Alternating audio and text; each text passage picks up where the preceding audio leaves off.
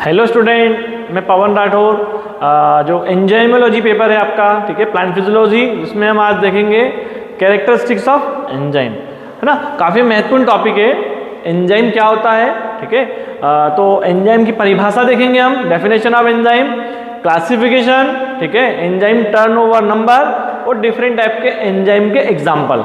तो basically enzyme क्या होते हैं हम देखें तो बेसिकली एंजाइम जो होते हैं, enzyme are biological catalysts that speed up the rate of the biochemical reaction, ठीक है। तो एंजाइम जो प्रॉपर हम देखें डेफिनेशन क्या होती है, तो एंजाइम एक प्रकार का बायोलॉजिकल उत्प्रेरक होता है, ठीक है, जो कि बायोलॉजिकल रिएक्शन को, बायोकेमिकल रिएक्शन को इंक्रीज करता है, ठीक है। इसी वीडियो में जो है हिंदी का वर्जन भी इसमें बताया गया है। तो एंजाइम क्या होते हैं, परिचय।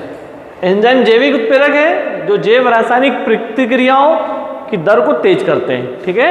अधिकांश एंजाइम जो है 3D स्ट्रक्चर में प्रेजेंट होते हैं, ठीक है, अर्थात जो टर्सरी और क्वाटरनरी स्ट्रक्चर है प्रोटीन का, ठीक है ना, अर्थात जो 3D स्ट्रक्चर है ग्लोबुलर जिसको प्रोटीन कहते हैं, वो भी उस फॉर्म में भी होते हैं। कुछ विशेष प्रकार के आरएनए की प्रजातियां जो होती है, ठीक है, वह एंजाइम के फॉर्म में भी कार्य करती है, उन्हें हम राइबोजाइम कहते हैं।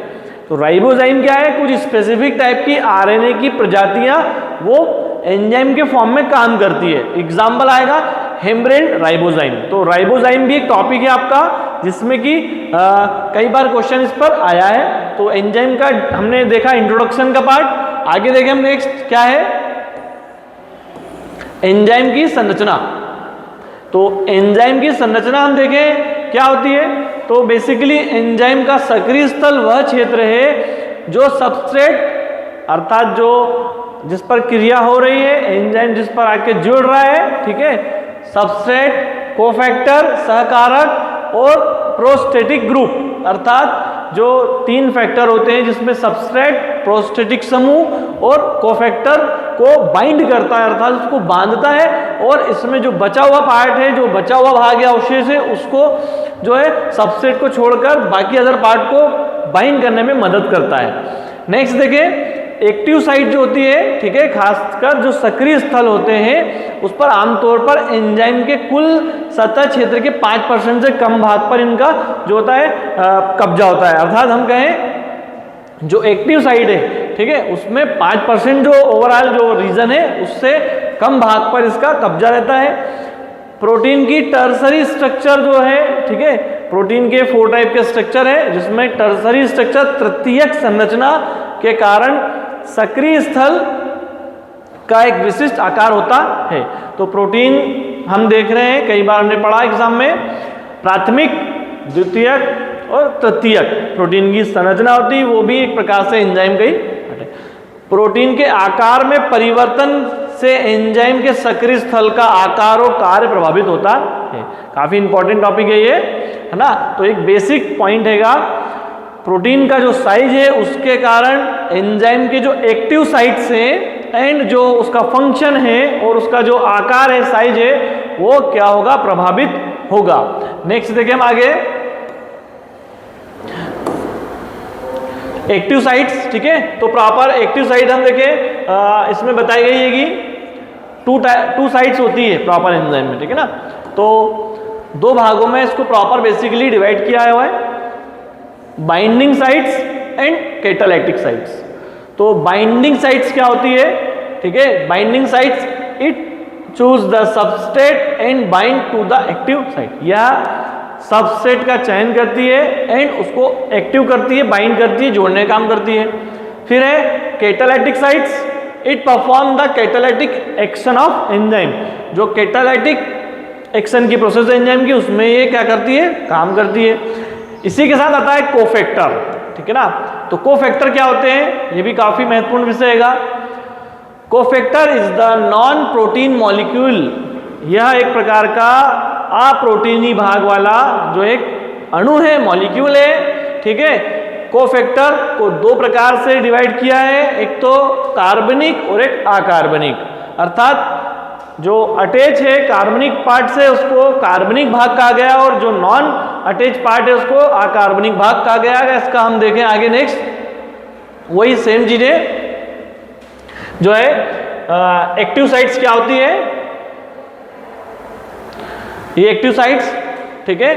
तो ये सबस्ट्रेट का सिलेक्शन करेगी एक्टिव साइट्स, और ये कैटालाइटिक साइट क्या करेगी, या एंजाइम की उत्प्रेरक क्रिया में इंपॉर्टेंट रोल प्ले करती है, ठीक है। तो ये दो प्रकार की साइट्स है, एक बाइंडिंग साइट्स और एक कैटालाइटिक साइट, दोनों के अलग अलग रोल है।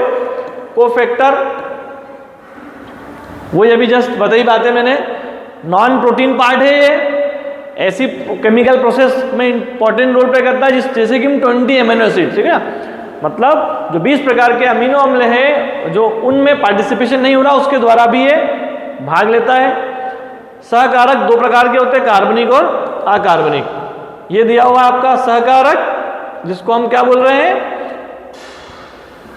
हिंदी में सहकारक, अर्थात कार्बनिक और अकार्बनिक सहकारक और अकार्बनिक असहकारक। तो ये निष्क्रिय मतलब इनएक्टिव प्रोटीन है, और ये सहकारक है, ये सहकारक के बिना प्रोटीन सक्रिय नहीं हो पाता है, ठीक है। बेसिकली ये पार्ट में देखिए सक्रिय प्रोटीन, एक्टिव साइट्स एंड सहकारक बंधन प्रोटीन को सक्रिय कर देगा ये।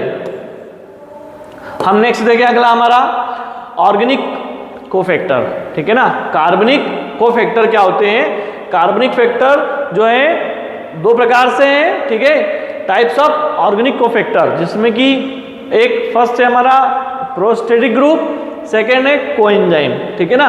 तो इसी को नेक्स्ट देखें हम आगे, इसी में पूरा डिटेल से बताया जाएगा आपका, ठीक है। हिंदी इसलिए समझा रहा हूँ ताकि आप लोग प्रॉपर नोट्स बना सके, है ना। हिंदी इंग्लिश दोनों मीडियम में दिया हुआ है डेटा, बट आप लोग प्रॉपर हिंदी से नोट डाउन कर सको, इसलिए हिंदी को मैं एक्सप्लेन करके डिटेल से बता रहा हूँ। कार्बनिक सहकारक ये एंजाइमों की उचित गतिविधि के लिए आवश्यक कार्बनिक अणु है, ठीक है।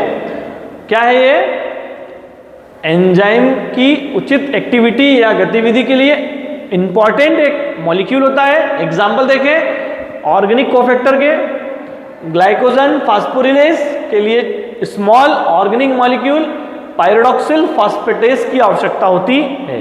तो पायरोडॉक्सिल फास्फेटेज ये जो है हमारा क्या है, ऑर्गेनिक कोफैक्टर। ऐसे ही कार्बनिक सहकारकों के प्रकार, तो ऑर्गेनिक कोफैक्टर टू टाइप का है, एक आर्टिफिशियल जिसको हम प्रोस्टेटिक ग्रुप कह रहे हैं, और एक कोएंजाइम। प्रोस्टेटिक ग्रुप क्या होता है, तो प्रोस्टेटिक समूह एक बाइंड किया हुआ कार्बनिक सहकारक है, जैसे फ्लेविन्स, हिम ग्रुप एंड बायोटिन। तो 3 टाइप के यहाँ पर प्रोस्टेटिक ग्रुप बताए गए हैं, फ्लेविन्स, हिम ग्रुप एंड बायोटिन, ये बताया हुआ है। डायग्राम के द्वारा भी देख सकते हो आप लोग, ये हिम ग्रुप है, ये आयरन है, ये जो है कोएंजाइम, इसी में हम आगे देखते हैं।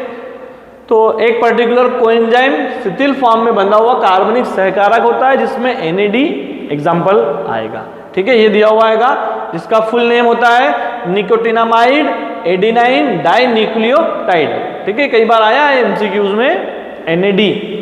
तो N से होता है हमारा जो निकोटिनामाइड, A से एडिनाइन और D से डाई न्यूक्लियोटाइड, ठीक है। आगे हम देखें सहकारक के प्रकार। तो जो कोफैक्टर होता है, ठीक है ना, उसमें जिस एंजाइम का सहकारक रिमूव कर दिया जाता है उसे एपो एंजाइम कहते हैं, ठीक है। जिस भी एंजाइम से कोफैक्टर को रिमूव कर दिया गया उसे हम एपो एंजाइम कहेंगे। सभी आवश्यक स्मॉल मॉलिक्यूल जो होते हैं, कार्बनिक अणु जो होते हैं, वो मेटल्स, आयंस और अन्य घटक या साथ में प्रोटीन के परिसर में जो है होलो प्रोटीन के फॉर्म में प्रेजेंट होते हैं। तो ये जो है सहकारक के प्रकार हैं।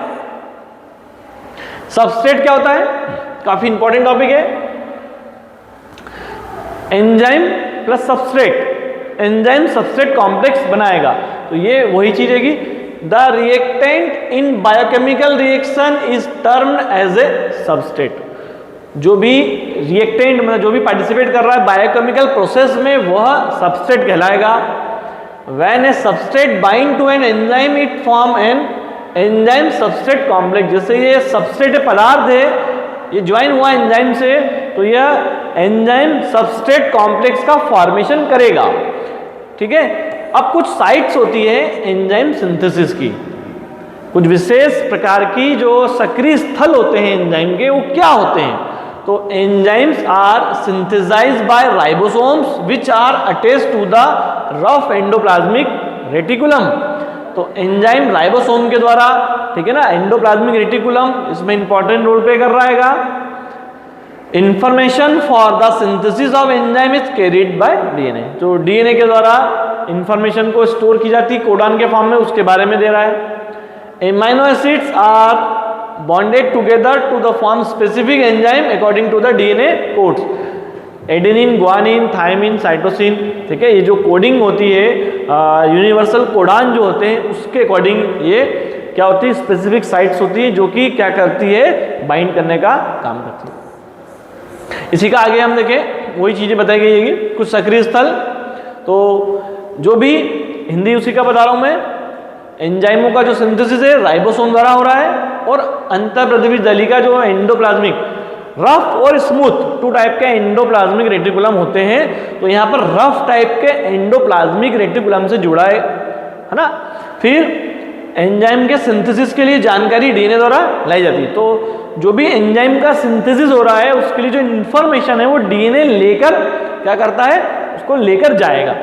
नेक्स्ट, डीएनए कोड के अनुसार अमीनो एसिड एक साथ जुड़कर स्पेसिफिक एंजाइम बनाते हैं। तो जो कोडिंग है, डीएनए कोडान है, उससे वो स्पेसिफिक टाइप के एमिनो एसिड जुड़ेंगे और एक स्पेसिफिक टाइप का एंजाइम का फॉर्मेशन करेगा। ये इस प्रकार से देख पा रहे हैं आप लोग, एंडोप्लाज्मिक रेटिकुलम रफ वाली और राइबोसोम जुड़े हुए हैं। हम देखें next, intra cellular and extra cellular of enzymes, ठीक है। तो इंट्रासेल्यूलर और एक्स्ट्रा सेल्यूलर क्या होता है? Intracellular enzyme are synthesised and retained in the cell for the use of cell itself. They are found in the cytoplasm, nucleus, mitochondria and chloroplast. तो intracellular जो enzyme में कहाँ होंगे? दे आर फाउंड इन कोशिका द्रव, केंद्रक, माइटोकॉन्ड्रिया एंड हरित लवक, chloroplast में प्रेजेंट होंगे ये। और ऑक्सीडो रिडक्टेज इनका एग्जाम्पल आएगा, ठीक है। एक्स्ट्रा सेल्यूलर क्या होता है? तो extracellular enzyme are synthesized into the cell but secreted from the cell, work extremely. इसमें एग्जाम्पल आएंगे डाइजेस्टिव एंजाइम प्रोड्यूस बाय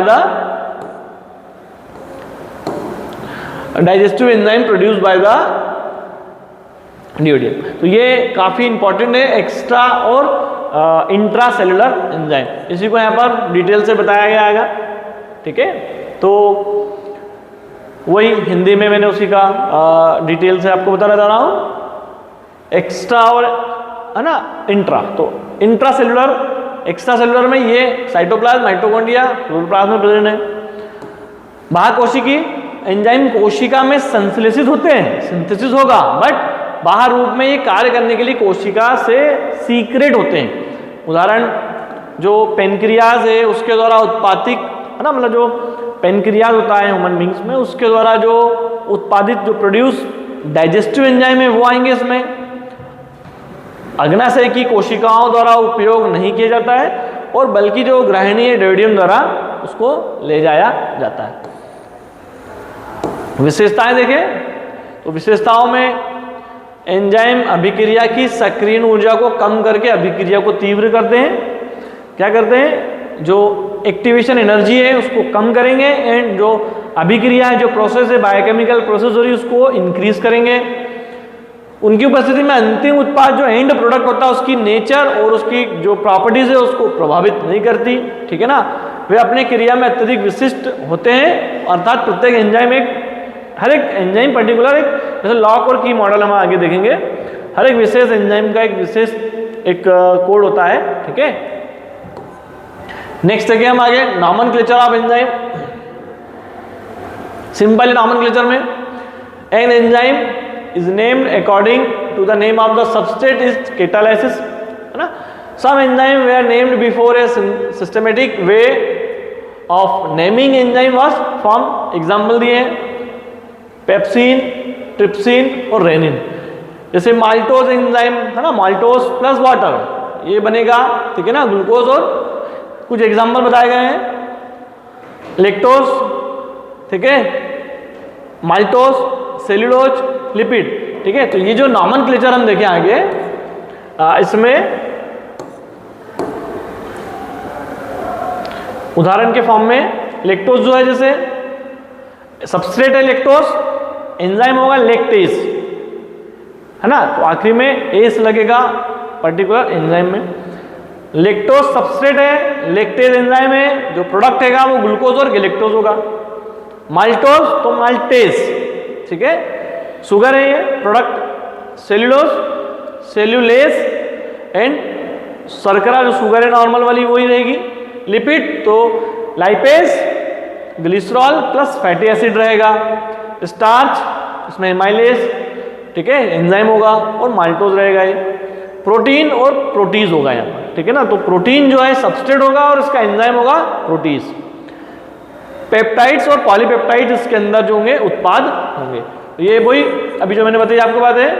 एंजाइमों का नामकरण, नॉमेनक्लेचर कैसे करते हैं, किसी एंजाइम का नाम उस सबस्ट्रेट के नाम के अनुसार रखा जाता है जिससे वह उत्प्रेरित करता है, ठीक है ना। जैसे कि माल्टोस, माल्टेस, तो जो भी उसका सबस्ट्रेट है उसके नाम के अकॉर्डिंग उसका नॉमेनक्लेचर होगा।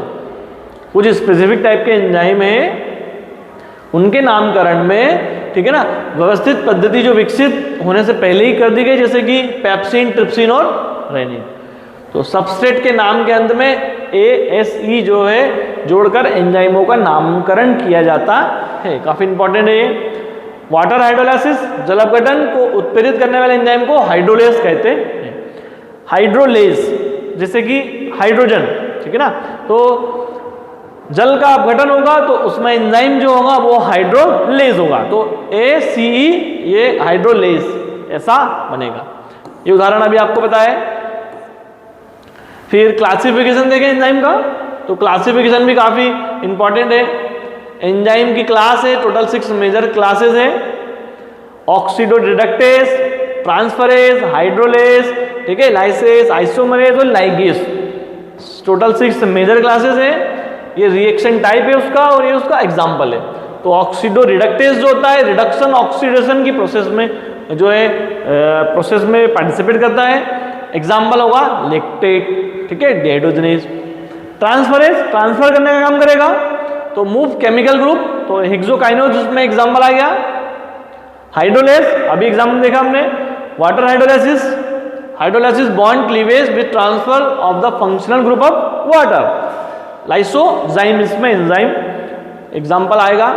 लाइसेस तो नॉन हाइड्रोलाइटिक बॉन्ड क्लीवेज करेगा ये, ठीक है, और फ्यूमरेज एंजाइम आएगा इसमें example. Isomerase intramolecular group transfer करेगा, आइसोमराइजेशन की प्रोसेस करेगा। ट्रायोस फॉस्फेट आइसोमरेज इसमें जो है एग्जाम्पल आएगा। Ligase synthesis of the new covalent bond between substrate using ATP hydrolysis की प्रोसेस, ठीक है। तो ये इसमें RNA पॉलीमरेज एंजाइम का इंपॉर्टेंट होगा। तो क्लासिफिकेशन ऑफ एंजाइम काफी इंपॉर्टेंट है, ठीक है ना। इसका वर्गीकरण के लिए एक व्यवस्था जो एक अरेंजमेंट किया गया, ठीक है ना, जिसको कि अंतर्राष्ट्रीय एंजाइम आयोग, है ना, इंटरनेशनल एंजाइम कमीशन कहा गया, ठीक है। यह वर्गीकरण, यह क्लासिफिकेशन एंजाइमों द्वारा उत्प्रेरित प्रतिक्रियाओं के प्रकार पर आधारित था। 6 मेजर क्लासेस हैं इसकी। विभिन्न एंजाइम डिफरेंट टाइप के जो भी हैं उत्प्रेरित प्रतिक्रियाओं की विशाल संख्या का वर्णन करने के लिए प्रत्येक वर्ग को उपवर्ग अर्थात सब क्लास और उप वर्ग अर्थात सब क्लासेस में डिवाइड किया गया है। नेक्स्ट देखिए हम आगे। इसका वर्गीकरण अभी आपको जैसे बताया मैंने, इसको हिंदी में भी यहाँ पर डील किया हुआ है, क्योंकि हिंदी मीडियम के विद्यार्थी ज़्यादा है। तो ये वापस वही जो एंजाइम का क्लासिफिकेशन है ये काफ़ी इंपॉर्टेंट है। 6 मेजर क्लासेस है। तो ऑब्वियसली आपको वीडियो समझ आया होगा। हिंदी और इंग्लिश दोनों मीडियम में बनाया गया वीडियो है। तो आप लोग जरूर चैनल को सब्सक्राइब करें और ज़्यादा से ज़्यादा इस वीडियो को शेयर करें। Thank you so much.